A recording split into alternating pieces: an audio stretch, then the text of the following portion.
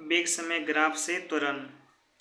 मान लिया कि एक कार सीधी सड़क पर एक ही दिशा में जा रही है। चालक के साथ बैठा व्यक्ति कार के स्पीडोमीटर का पाठ्यांक प्रत्येक 5 सेकंड के बाद ले रहा है। मतलब स्पीडोमीटर में जो अंक आ रहा है प्रत्येक 5 सेकंड के बाद उसका अंक को लिख रहा है, वही होगा पाठ्यांक। ठीक है, तो कार के वेग के परिमाण अनुसार जो पाठ्यांक निकला उसका मान, कार के वेग के परिमाण विभिन्न समयों पर किलोमीटर प्रति घंटा एवं मीटर प्रति सेकेंड में तालिका 2.3 में दिए गए हैं।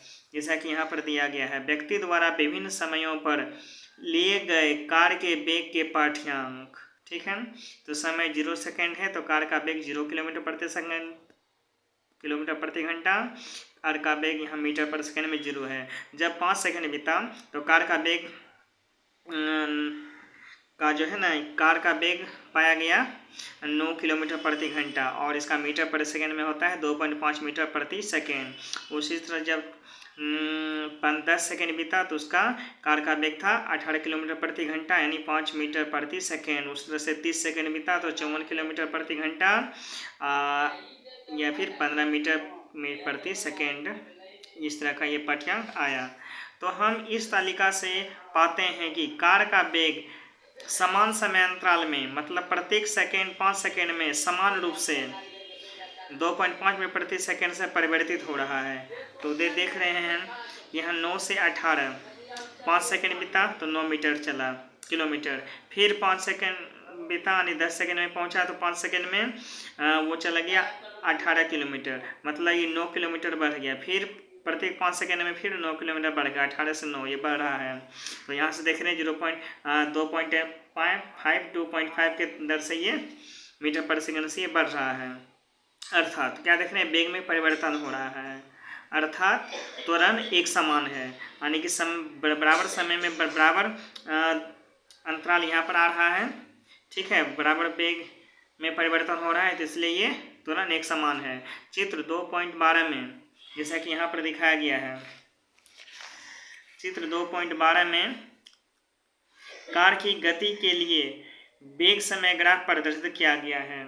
कार की गति के लिए 0 सेकेंड ये समय लिया गया, इधर वेग लिया गया है। जब वो कार 0 मीटर जब समय 0 था तो इसका वेग भी 0 था। जब वो 5 मीटर पर गया तो इसका वेग यहाँ पर देख पा रहे हैं ये 2.5 मीटर पर सेकेंड था।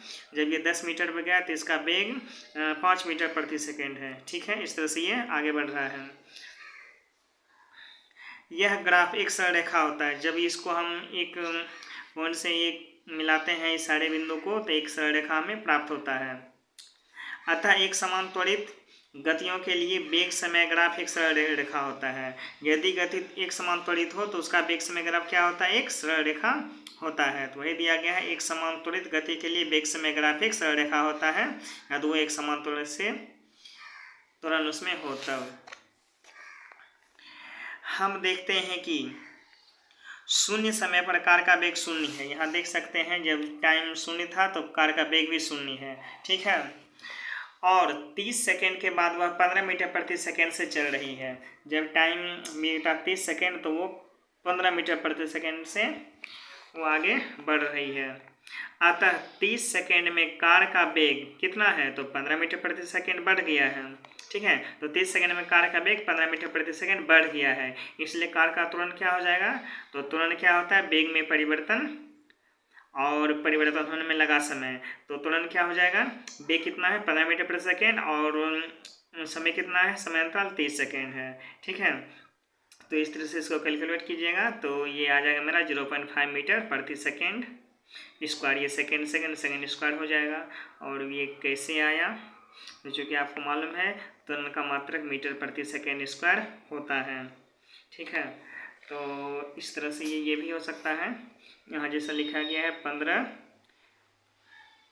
15 मीटर पर सेकेंड तो यहाँ से तो ये हो जाएगा 0.5 ये हो जाएगा कैलकुलेशन करने पर। ये जो मीटर पर सेकेंड इसको ऐसे भी लिख सकते हैं गुना ये एस, तो इसी ये होता है मीटर एस गुना एस सेकेंड स्क्वायर। ठीक है, ये नीचे आ जाएगा। यदि t1 समय पर वेग v1 और t2 समय पर वेग v2 हो तो त्वरण a इस प्रकार दिया जा सकता है। a त्वरण क्या हो जाएगा, वेग में परिवर्तन, वेग में परिवर्तन मतलब अंतिम वेग में घटा प्रारंभिक वेग बटे समय में परिवर्तन, t2 में t1 को माइनस करना होगा। तो v2 माइनस v1, तो यहाँ पर लिखा गया है t1 पर, यहाँ v2 और e1 लिया गया है। तो जैसे यहाँ पर लिया गया है ये t1 समय लिया गया है और ये t2 समय लिया गया है। t1 समय पर वेग इसका क्या है, v1 है, और t2 समय पर वेग इसका क्या है, t2, ये t2 है, t2 समय पर वेग इसका क्या है, v2 है। तो इस तरह से ये मेरा क्या हो गया, तो v2 माइनस v1 है। v2 क्या है, तो v2 मेरा ये दे रहा है, ये मेरा v2 है, तो ये v2 क्या आ जाएगा, मेरा OE हो जाएगा या फिर EO बोल सकते हैं। और v1 क्या हो जाएगा, ये मेरा v1 हो जाएगा मेरा DO, ठीक है, तो या फिर OD। तो वही यहाँ लिखा गया v2 माइनस v1 मतलब v2 को लिख देंगे OE माइनस v1 को OD, ठीक है, बटे t2 क्या है, तो t2 यहाँ से यहाँ ये दूरी है मेरा t2, तो ये दूरी कैसे निकलेगा, यहाँ से यहाँ ये मेरा हो जाएगा, ये t2 मेरा क्या हो OG हो जाएगा और t1 क्या हो जाएगा मेरा OF हो जाएगा। तो वही लिखा है t2 OG माइनस OF, ठीक है, equal to OE minus OD को D हम लोग लिख सकते हैं, कैसे देख सकते हैं यहाँ पे OE माइनस OD मतलब इस दूरी में इस दूरी को माइनस कर लिया जाए, OE माइनस OD यानी इस दूरी में इस दूरी को लेस कर देंगे, क्या बचेगा मेरा DE बचेगा। तो वही लिखा गया DE बटे OG माइनस OF। उसी तरह यहाँ देख रहे हैं ये OG डिस्टेंस में OF डिस्टेंस को लेस कर देंगे, इतना डिस्टेंस में ये डिस्टेंस को लेस कर देते, क्या बचेगा, FG डिस्टेंस बचेगा। ये एक समय है तो OG माइनस OF लिख दिया गया है, तो OG माइनस OF को लिखेंगे FG। और DE एक्चुअली में ये DE किसके बराबर है, तो ये BC के बराबर है। और उसी तरह यहाँ जो FG है, ये जो मेरा FG है, FG को हम लोग AC के बराबर मान सकते हैं। तो इस तरह से ये हो गया मेरा DE यानी CB बटे AC। तो ये CB क्या है, तो ये CB मेरा ये वेग में परिवर्तन दे रहा है v2, और ये मेरा AC क्या दे रहा है, समय में परिवर्तन दे रहा है, ठीक है, समय में बदलाव है वो अंतराल है। तो इस तरह से त्वरण होता है मेरा CB बटे AC। जैसा कि हम जानते हैं कि अनुपात CB बटे AC सरल रेखा वेग समय ग्राफ की ढाल है। हम लोग क्या जानते हैं, BC बटे AC ये क्या है, एक ढाल देता है, ठीक है ना, ये स्लोप है, ढाल दे रहा है। CB बटे AC एक सरल रेखा वेग समय ग्राफ की ढाल है, ये मेरा क्या है, एक ढाल है, इतना बटे इतना ये ढाल होता है, ठीक है। तो इस तरह से अर्थात वेग समय ग्राफ की ढाल के बराबर त्वरण होता है, कहने का मतलब वेग समय ग्राफ की जो ढाल है वही उसका त्वरण होता है, ठीक ना। तो वेग समय ग्राफ की ढाल के बराबर त्वरण होता है। चित्र 2.12 की स्थिति में, इसकी स्थिति में हम क्या देखते हैं, ढाल क्या हो जाएगा, तो ढाल हो जाएगा ये यहाँ पर देंगे OE माइनस OD बटे OG माइनस OF। तो यहाँ पर OE क्या है, यहाँ देख सकते हैं OE क्या है 15, ठीक है, 15 मीटर प्रति सेकेंड, और OD ये OD क्या है 5 मीटर प्रति सेकेंड, ठीक है। तो वही लिया गया है। फिर OG को लिखा गया है, टाइम क्या है ये मेरा 30 सेकेंड, और OF को लिखा गया है 10 सेकेंड, ठीक है। तो इस तरह से ये माइनस हो गया, 15 में माइनस 5 या 10 और 30 में 10 20, इस तरह से ये निकले 0.5 मीटर प्रति सेकेंड स्क्वायर जो कार का त्वरण है। तो ये क्या है 0.5 मीटर प्रति सेकेंड, ये ढाल आया, ये ढाल ही मेरा त्वरण है। जैसे यहाँ पर हमने त्वरण निकाला था, कितना निकाला त्वरण 0.5 मीटर प्रति सेकेंड स्क्वायर, और यहाँ भी मेरा जो ढाल निकाले ये भी 0.5 मीटर प्रति सेकेंड स्क्वायर निकला, ये भी क्या है जो कार का त्वरण है। तो इस तरह से यहाँ दिया गया है कि वेग समय ग्राफ की ढाल के बराबर क्या होता है, त्वरण होता है। वेग समय ग्राफ की जो ढाल है ये ढाल के बराबर ही यहाँ पर ये त्वरण मेरा होता है, इसलिए ढाल को कहेंगे त्वरण। अब 10 सेकेंड से 30 सेकेंड के बीच के समय अंतराल में कार का विस्थापन क्या होगा, तो कार का विस्थापन को ऐसे लिखते हैं। तो विस्थापन क्या हो जाएगा, वेग समय ग्राफ और समय एक्स के बीच दिए गए समय अंतराल का क्षेत्रफल। तो ये विस्थापन क्या हो जाएगा, वेग समय ग्राफ, ये जो मेरा वेग समय ग्राफ है, ठीक है, ये मेरा वेग समय ग्राफ और समय एक्स के बीच, और ये समय एक्स के बीच, ठीक है, समय एक्स के बीच दिए गए समय अंतराल का क्षेत्रफल, या फिर इसको बोल सकते हैं समलंब चतुर्भुज समलंब चतुर्भुज को कहते हैं ट्रेपेजियम, ठीक है, ट्रेपेजियम। समलंब चतुर्भुज एफ ए बी जी का क्षेत्रफल, ये मेरा देख रहे हैं F A B G, F A B G का क्षेत्रफल, यही क्षेत्रफल मेरा देगा, इसका तुरंत देगा, ठीक है ना। ये इसका विस्थापन, सॉरी ये विस्थापन देगा, ठीक है। तो समय अक्ष, वेग समय ग्राफ और समय अक्ष के बीच ये दिए गए समय अंतराल, ये समय अंतराल और ये टोटल एरिया मेरा विस्थापन देगा, ठीक है।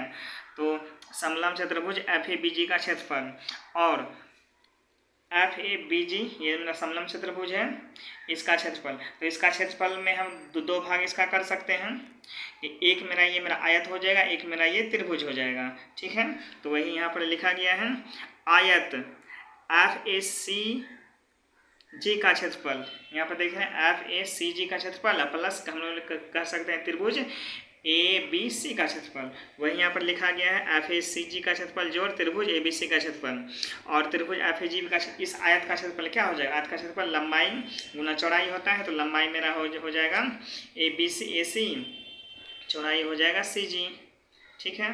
तो वही यहाँ पर लिख लिया गया है। यहाँ पर एफ ए सी जी का क्षेत्रफल हो गया एफ गुना एफ जी, यानी ये एफ गुना ये एफ जी, और एफ को हम लोग सी जी भी कह सकते हैं और एफ जी को हम लोग ए सी भी कह सकते हैं, ठीक है। प्लस त्रिभुज ए बी का क्षेत्रफल क्या हो जाएगा, तो ये समलंब त्रिभुज है। समलंब त्रिभुज क्षेत्रफल क्या होता है, 1/2 गुना आधार गुना ऊंचाई, ये त्रिभुज का ये आधार होता है और ये ऊंचाई होता है, ठीक ना। यहाँ पर ये आधार, इस पर ये लंब है, ठीक है। तो त्रिभुज ए बी सी का क्षेत्रफल क्या हो जाएगा, 1/2 आधार गुना आधार, आधार ए सी गुना ऊंचाई, आधार क्या है, आधार मेरा ये ए सी है, गुना ऊंचाई क्या है, ये ऊंचाई मेरा बी सी है, तो वही लिया गया है, ठीक है। तो अब चित्र 2.12 की स्थिति में विस्थापन क्या हो जाएगा, तो यहाँ पर हमको इसका मान रख देना होगा।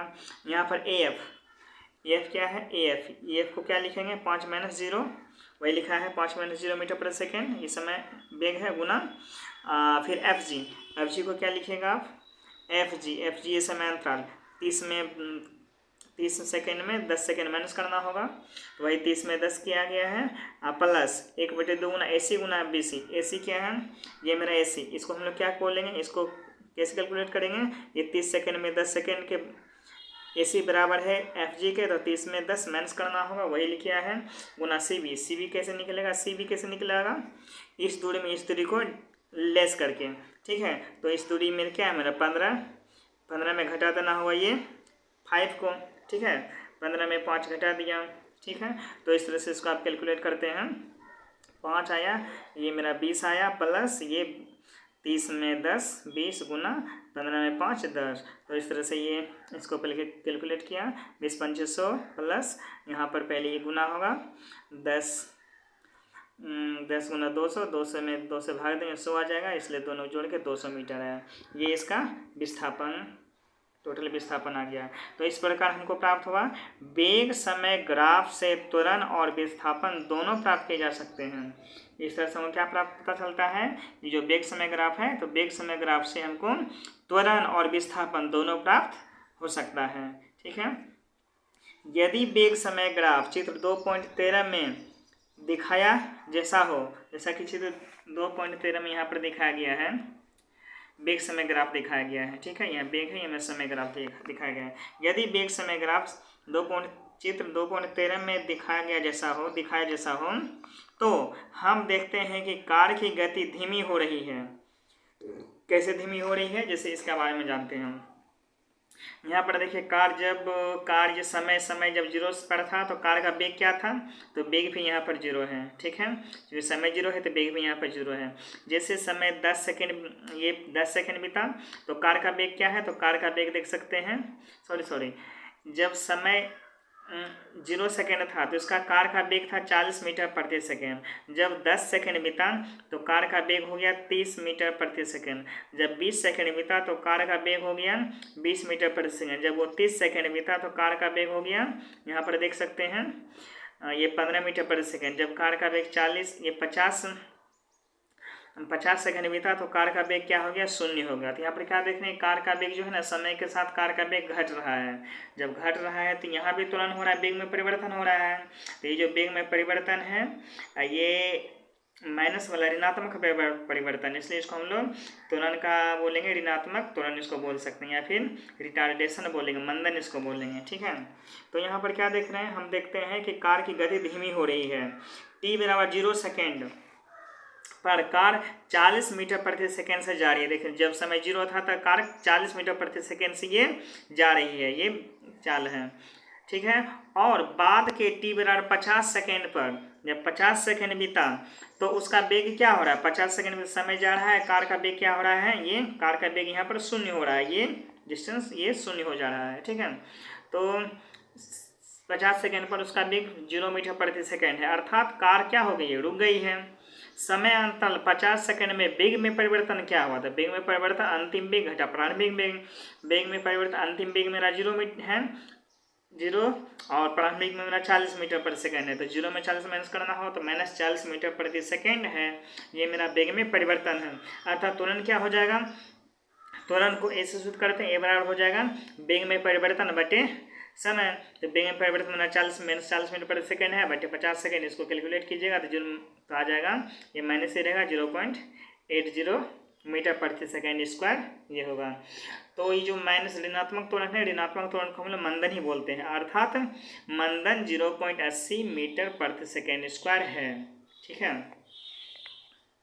यहाँ ऋणात्मक चिन्ह क्या बताता है, यहाँ ऋणात्मक चिन्ह बताता है कि 0 सेकेंड से 50 सेकेंड के बीच समय अंतराल में कार धनात्मक दिशा में चल रही है, कार जो है धनात्मक दिशा में चल रही है, किंतु इसकी गति धीमी हो रही है, और 50 सेकेंड से 70 सेकेंड के बीच के समय अंतराल में कार ऋणात्मक दिशा में चल रही है और गति तेज हो रही है। 50 सेकेंड पर कार क्षण भर के लिए रुकी थी।